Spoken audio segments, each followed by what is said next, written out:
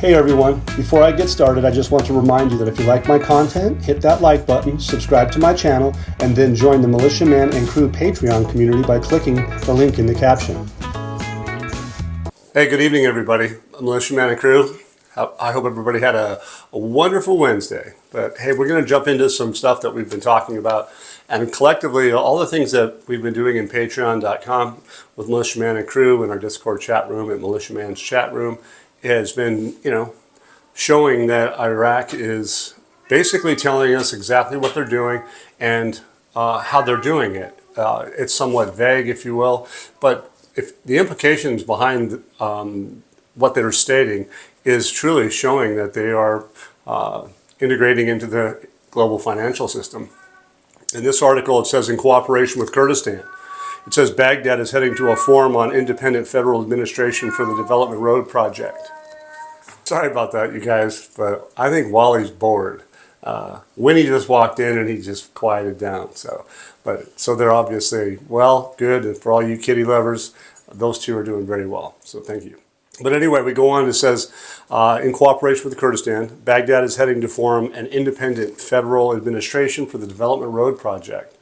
I don't know about you guys, but I haven't seen the Kurdistan region talking about the Development Road Project much for years, right? Because I don't think it was really going to have too much impact because it wasn't going directly through there. However, they're talking about it today.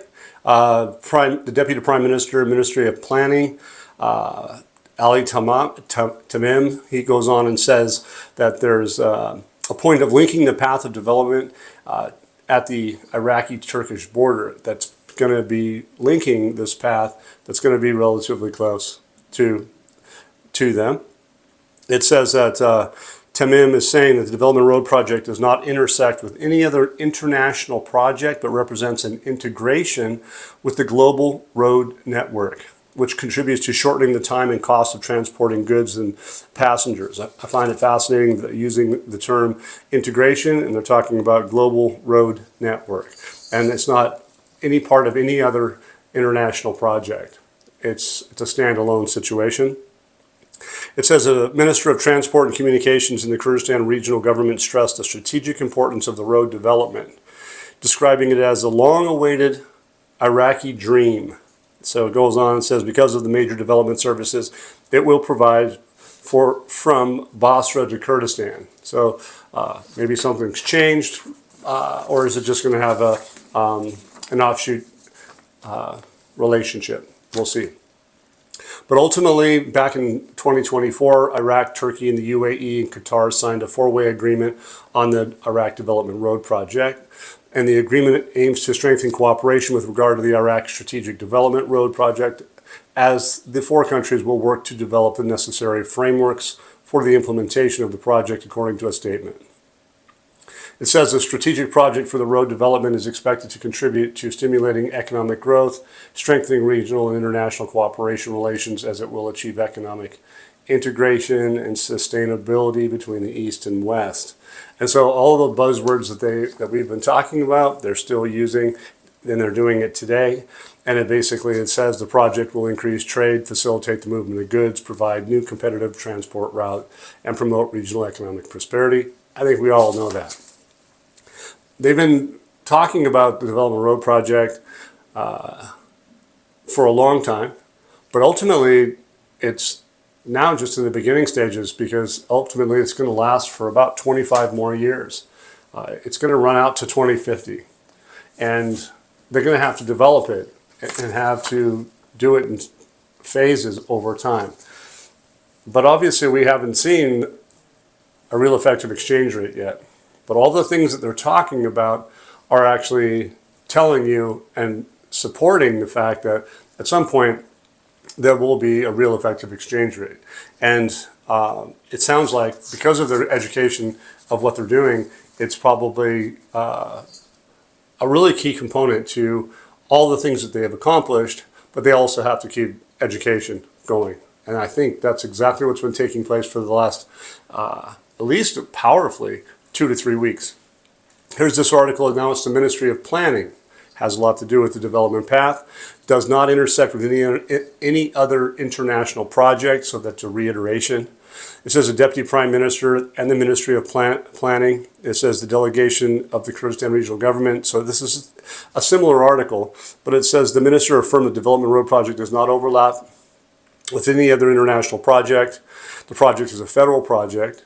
Therefore, its management and security will be the responsibility of the government. So that's a focus. The revenues generated, so we're talking about revenues now, the revenues generated by the project will be distributed in accordance with the provisions of the Iraqi constitution. It says the strategic importance of Development Road, describing it as the long-awaited dream. So this article is just basically reiterating it, and at the ultimately it says at the last, they witnessed a detailed discussion of the project's routes, so they're telling you which routes they're taking, the transit points until it reaches the Turkish border, and the economic and development feasibility of each stop on the road. So they've really come a long way in the sense of that there's probably an integration and some sort of a deal in the background that they really haven't been too public about on how the Kurdistan region will benefit from this Development Road project, because it hasn't really been in the news. And here we're talking about the OPEC Secretary General. So Iraq is a founding member of the OPEC. It says the Baghdad International Forum, a strategic hub for global energy. Of course, Iraq is going to be a strategic hub. But anyway, he goes on and says that the first Baghdad International Energy Forum, this is the first one, represents a strategic milestone for the global oil industry and reinforces Iraq's position as a key energy hub at the regional and international levels. It says OPEC's participation in this international event reflects the organization's and member states' commitment to strengthening cooperation and coordination in the oil sector and all energy sources. I think that it's going to include liquid natural gas in a big way. But then it says that all of this plays a pivotal role in ensuring the stability and balance of global energy markets. He notes that the success of this event will make Baghdad's permanent hub for strategic dialogue and agreements in the energy sector. It says Baghdad International Energy Forum will be held on the 6th and 7th. I think we knew that, but just to reiterate it. And it's going to be chairman by Minister of Mohammed Shia al-Sudani. It's going to be a big deal. It talks about the Risk Management Foundation that's in partnership with the Ministry of Oil and the State Oil Marketing Organization, SOMO, and the participation of also other ministers, energy companies. Some of the biggest names in the world are going to be there at that meeting. I think you guys have probably read something about that too. It's basically further support that is maintaining a focus on integration into the global financial system. The strategic focal point is energy, and ultimately energy is the backbone of the global economy. So it's pretty good to see stuff like that in the news. The next one we have is the Iraqi government withdraws the Popular Mobilization Forces law from Parliament. I know there was a lot of people out there that were really concerned about this, and rightfully so. I was, but not so much, because of all the data that we have in Patreon shows me that there's more power out there than just a few. It's going to be the many that are going to be taken into consideration. And ultimately, this portion of what's taking place with the Popular Mobilization Forces, they're the few. They're not the many. And so in the scheme of things, if Iraq is going to make, by passing this law, is going to make the masses suffer and have risk, not even many of the parties are really on board with it. So here today we see, obviously they're getting, not just the United States is pressuring them to not do this because it could have security risks, etc. Investors globally, they don't want to see it either. And I think the money speaks loudly, more so. But anyway, it says the government withdrew the law restructuring the Popular Mobilization Forces from the House of Representatives without knowing the reasons. It says there's pressure being exerted by countries on the government law and that it's suspended. So interesting. But by withdrawing the PMF law, it looks like Iraq has got commitment to maintaining a stable international relations, whereby in doing so likely is reassuring international investors by reducing the risk like I just talked about. Future sanctions by the United States and other allies, if you will, that's a risk that Iraq's not going to be able to afford to take. So hopefully that's the outcome. We don't know for sure, but we're going to find out. It's fascinating information, though, that it should make people feel a little bit more comfortable about what's happening. It also shows investors what's happening, and it's going to give them some reassurances. It's going to gain their confidence, and confidence is one of the biggest things that they need. Is if they're not confident, they don't find security and stability or sustainability involved, they're just going to pull out. And obviously, that was a big deal. I really think that was a very big deal. Very reassuring. So the Prime Minister affirms Iraq's keenness to enhance joint cooperation with the United States. One of the biggest players, one of the biggest pressure players. It says Prime Minister Shia al-Sudani affirms his keenness, so he's happy about doing something, to enhance joint cooperation with the United States. It says that today he received a delegation from the U.S. Congress that included the House of Representatives from the Republican Party and also the Democratic Party from the United States, where they discussed developing bilateral relations. The visit of these guest delegation to Baghdad praised Iraq's efforts to strengthen bilateral relations, especially within the areas of the Strategic Framework Agreement. Now, I think if you guys are invested in it, you probably should know about the Strategic Framework Agreement because it's been in place for a long time. And if you haven't, you probably should, because if you're an investor, you should know what you own. It says the situation in the region was reviewed by the Prime Minister, pointed to Iraq's firm and supportive position on dialogue to impose security, stability, and expand the scope of relationship between various sectors. Well, they don't specifically tell you which sectors they are, but I can tell you this. If they have on the 6th and 7th, they're having an energy sector meeting. You can get the idea, right? So anyway, it goes on and says they praise the level of relationship between the two countries, and ultimately what they say is the U.S. administration's desire to close the cooperation up with Iraq and working with it, or as close to Iraq and with cooperation, is working to achieve stability throughout the region. Security is a major issue in the region, and we all know there's been tensions. We know that it's been cooled off for the last few weeks, or even a month or so. It's been fairly quiet. We haven't seen any missiles flying back and forth or any more major effects. We did see some movement of some United States troops within the country. I don't think they've withdrawn out of the country, but I believe that they've moved around, and it's probably for strategic reasons. They have different missions. Things change. Iraq's security is getting better on their own.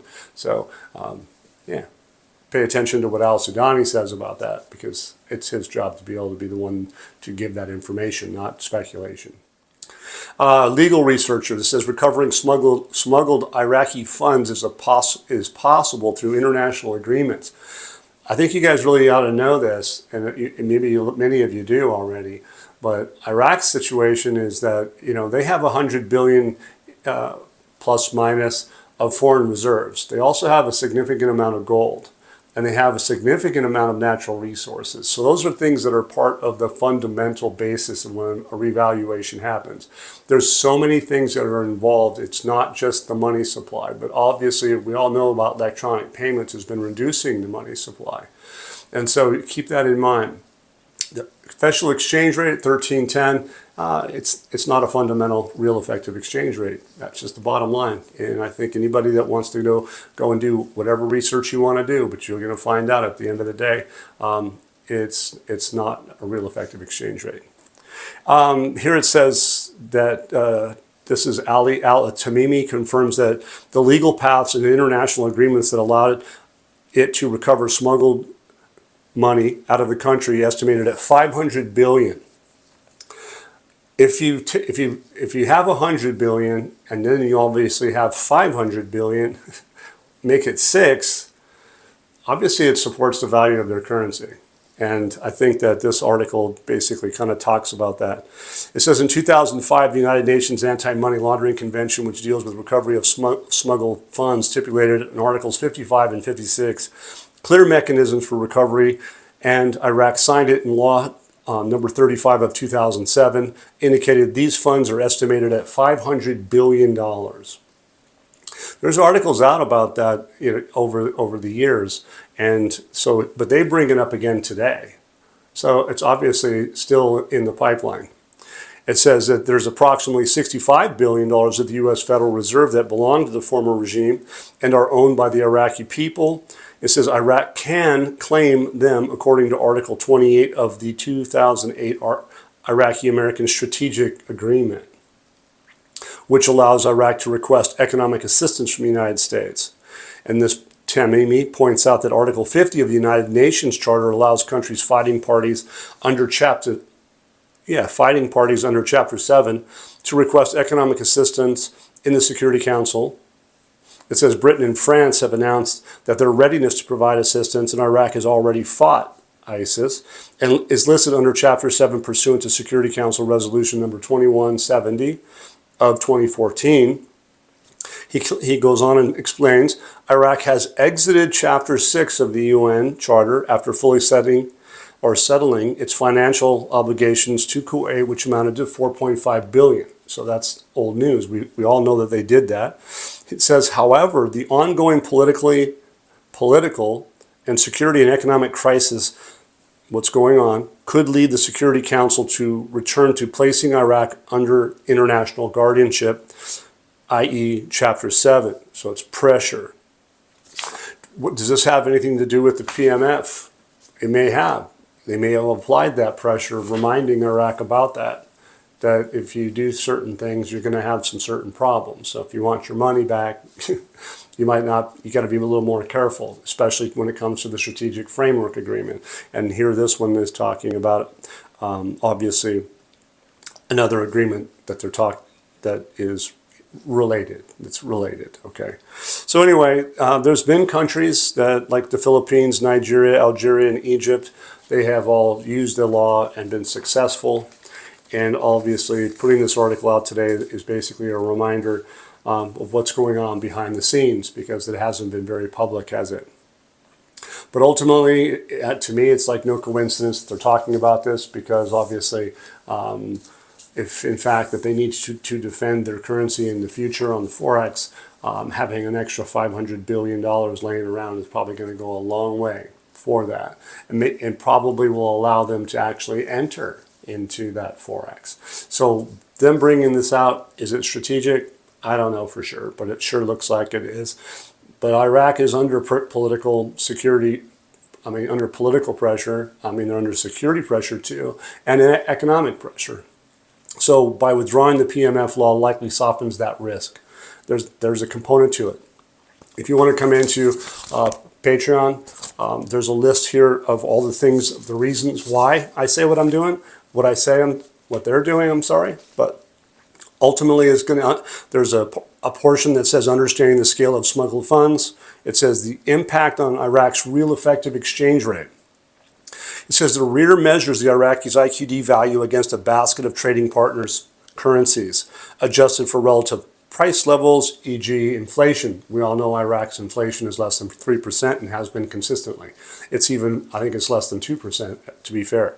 A higher REER indicates stronger, more competitive currency in real terms. It says Iraq's REER has been volatile due to oil dependency, political instability, low reserves, relative to GDP. Okay, so that's in the past, but it says recovering $500 billion would directly inject foreign currency, more US dollars or euro, into Iraq's central bank's reserves, which stood at around 90 to 100 billion, like I mentioned. This influx could represent a 5 times increase, providing a buffer against external shocks and reducing pressure on the IQD. It says, for context, even partial recoveries, which they did recently, they got 37 million, have been channeled to stabilize finances, and a massive sum like 500 billion could enable currency appreciation or de-dollarization efforts. Okay, so there's more to mechanisms of support. Obviously, there's challenges. It goes on, but effectively, some of those challenges are already being met. You probably realize that K2-Rafidain bank partnerships and infrastructure development's been ongoing. So a lot of that stuff is basically telling us that 500 billion would go a long way in supporting Iraq's REER to fortifying reserves, stabilizing the economy, and enhancing global confidence. And that's what everything's all about, is global confidence. So we got a couple more and I'll be done, you guys. But this is an interesting piece because I just got through talking about K2. But here's another article that talks about the partnership between Rafidain Bank aims to launch with K2 an integrated program. And we already know that they've been talking about it, but today is a bigger day because they're actually, I think they've done it.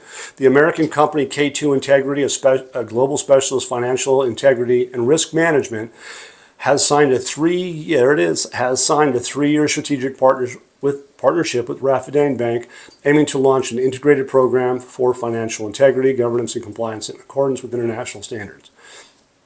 The agreement represents an important step, modernization, strengthening Rafidain's position as a pivotal financial institution in the international financial system. It's fascinating how it's all come into play. It really is. And this gentleman by the name of Chip, a family member we call Chip, he's the global head of financial integrity of K2. It says the partnership with Ali Karim Afdwali, it says his leadership team will enhance the bank's ability to provide modern advanced financial services to our Iraqi people. And he says Ali's vision reflects an institutional commitment to transforming banking reform in a solid program that consolidates the confidence of international partnerships.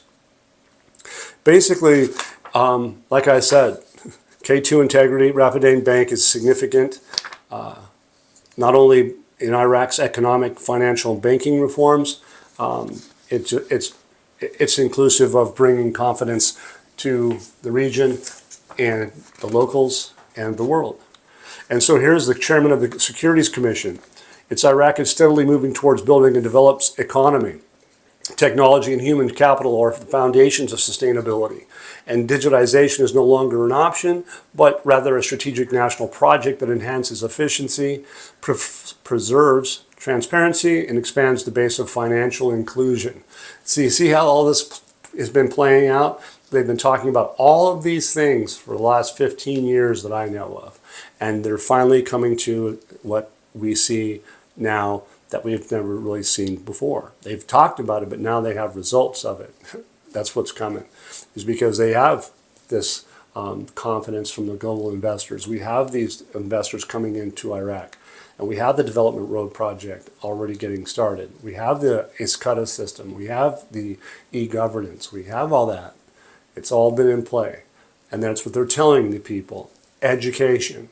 Education is a component of a revaluation. Just like all the other components they needed to have in place and ready to go. The correspondent banks, for instance. We know that there are a few banks that haven't quite made it yet, but you know, as I stated, the many will probably outweigh the few. And they also have extra time. So they were given till the 31st of this month, which is in a couple of days, but they extended those few banks out another 30 days. Fair enough. But is it stopping what's taking place? Absolutely not, in my opinion. So anyway, it says here that the future is not made by chance, but by will and planning. And the visions and recommendations issued by the forum will be an additional building block in the path of an ambitious nation seeking to consolidate its regional and international position. Again, lastly, this isn't an educational piece. It may not seem like it, but if you come into Patreon and you see what I have here, and you see some of this, this is not all of it. There's a lot of it, but not necessarily in Patreon. I only gave so much because it is quite long. But here, one of the number one things was educational push for stakeholders. It says, this gentleman's speech from the National Forum, it says, leading the future emphasizes technology, human capital, and digitization as the pillars of modern economy by framing digitization as a strategic national project that enhances efficiency, transparency, and financial inclusion. The government is educating both domestic audiences and international investors about its proactive reforms. This messaging aligns with global financial standards, signaling Iraq's readiness to meet international expectations. And if you focus in on what he says, the conscious leadership and strategic planning. is thought to be a deliberate effort to project stability and foresight, countering perceptions of Iraq as a high-risk investment destination due to past political and economic volatility. This educational narrative aims to reassure investors that Iraq is moving toward a sustainable, diversified economy. And so there's obviously an urgency in tone and the timing. Okay, it says here to quote, steadily advancing toward building a sophisticated economy, end quote. And the assertion that the future is not built by chance, but by will and planning conveys an urgency. This suggests a recognition that the global economic and technological transformations require swift action to remain competitive. So ultimately, a deliberate and urgent educational push by Iraq to demonstrate to both investors and the public its commitment to integrating into the global financial system. The tone and content of the statement by this gentleman by Hamas, chairman of the Iraqi Securities Commission, it basically underscores a strategic effort to build confidence and highlight progress. So ultimately all that is that the tone is, if you read the articles all day, last couple of weeks, the tone is that they have an urgency. They have those time frames that we've talked about. So they're actually pushing this, and they're all coming out. All the little components of an economic situation, like a revaluation, has been layered in, and that's what's been happening. So anyway, I hope you like this, because it's pretty fascinating to be able to say, like, I've been watching all of this, but hey, it's really happening. They are really have a focus on integration into the global financial system. So thank you for being with me. If you like my content, hit that like and subscribe button. And thank you all for your help with PayPal and Venmo. It's been beautiful. Thank you very much. It helped. Once again, guys, don't forget to hit that like button if you like this content. Subscribe to the channel or join us at the Militia Man and Crew Patreon community for even more exclusive content. You can also donate to this channel by hitting the links in the banner to help keep this page up and running. Your generous support is greatly appreciated, as always. Much, much appreciated. Thank you so much, and have a great day.